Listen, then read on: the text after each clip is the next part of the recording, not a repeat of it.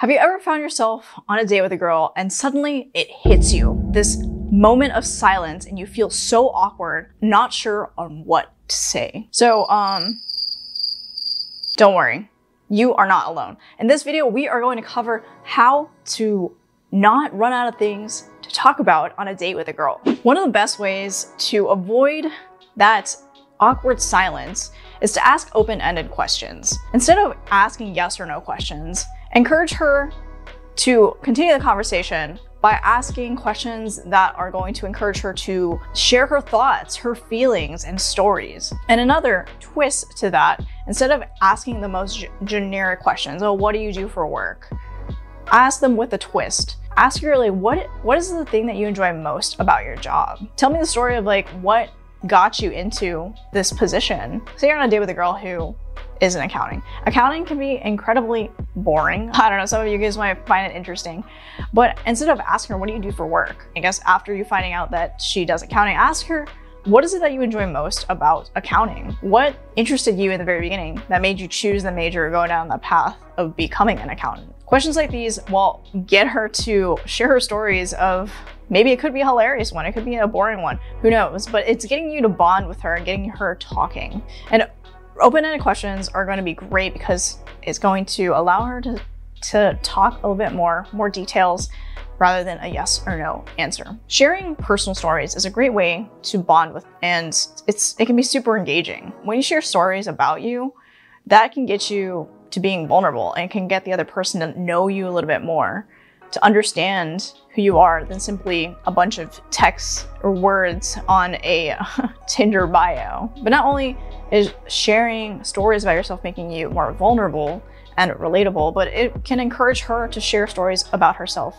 also. Say, for example, if she's sharing a story about a trip that she took last year to France, you can share a similar story or share a story on a trip that you went on to share your experience or your hobby for traveling. This really opens the door for her to relate to you and share more stories about her where she has gone traveling.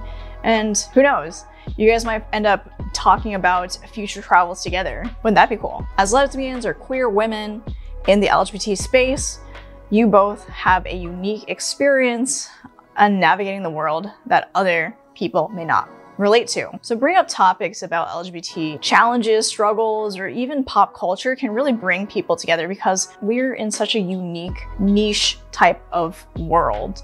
And feeling that connection and hearing somebody else be able to understand our struggles is super empowering. This is a great way to keep the conversation live and relevant. So ways you can get chatting about LGBT topics would be like, hey, who's your favorite character from the L Word? Or have you heard that song, Good Luck Babe, from Chappell Roan? These questions can really get you to deeply understand this other person from a very unique perspective as a queer person, and also can get you insight on what queer media is important to them. So we like to think to ourselves that we need to keep the conversation going. We need to be thinking, what is a witty thing we can say to fill the silence? And that's not necessarily true. Talking with girls is really not that hard.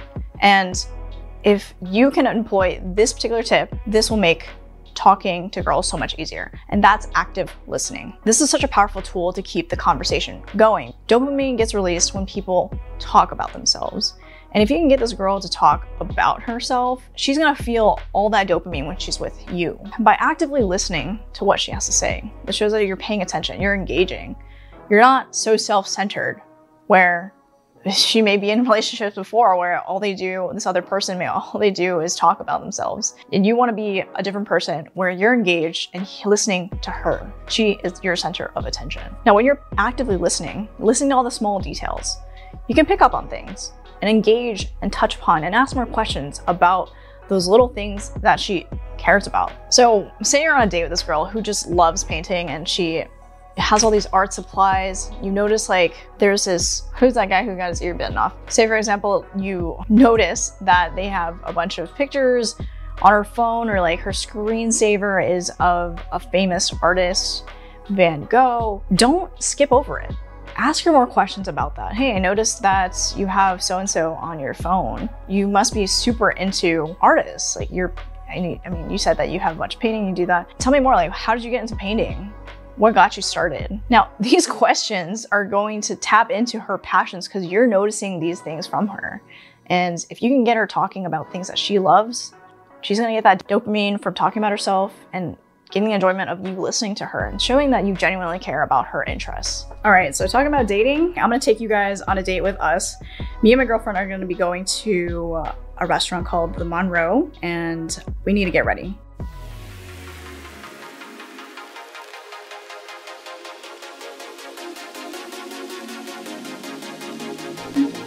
Does that look okay? Yeah, it looks great.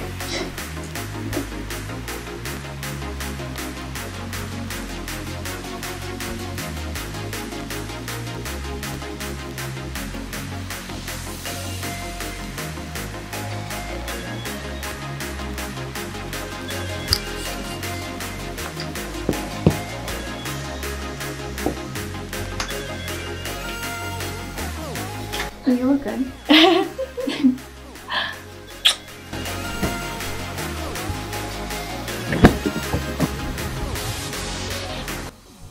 All right, super excited. How are you feeling? Good. I'm excited. Ready to go eat and fill my belly. Let's go. Started with some delicious appetizers, tomato soup and oxtail croquettes. I love the flavor of the croquettes, but the tomato soup could have used some more grilled cheese croutons. So another way to not run out of things to say on a date, it's my trick. I just got these dating deck cards, and these are great because they fit in your pocket, so you can bring them on dates. I know it's a little nerdy, but who doesn't love a little game? These cards have these little questionnaires on things you can like ask each other on these dates. All these different cards have different numbers on them, and the higher the number you go, the more intimate of the question it is, more vulnerable. What did you want to be as a child? I think a teacher. Like, I think I always wanted to be a teacher. So if we're talking about like, I guess kindergarten, I think I wanted to be a policewoman. A policewoman? Because like I loved Power Rangers, and I just wanted to go out and fight crime, and that'd be cool. That would be cool. But not really you being a police officer. No, that sounds terrible. The rest of the entrees were amazing. The key lime cheesecake was a bit too sour for us, but the apple pie strudel was both of our favorite dessert. Even with our busy lives, we try to find time to spend together. Thanks for joining on our date night. That was an amazing dinner and an amazing date. Love spending time with my girlfriend. Well, if you guys really liked those cards that I used for dinner tonight, you can check them down below in the description box. You can get them yourself. My final tip for you guys is, if you guys are struggling with coming up with things to talk about, think of a couple topics that you want to touch upon. If you're somebody who just, you know that you're going to get nervous on your date and you're just going to run out of things to say, I usually like to use this acronym to keep in back of my mind, so that way I don't run out of things to say. And that's FORD, F-O-R-D. F for family, O, occupation, R, recreation, and D for dreams. People like talking about their family, talking about their parents, their siblings, how their relationship is with them. Occupation, what do they do for a living? Recreation, which is what do they like to do with their free time? And then dreams, people have dreams and aspirations. So ask about what they want to do and what they envision for their future to look like. Remember, dating is supposed to be fun, lighthearted, so enjoy the process.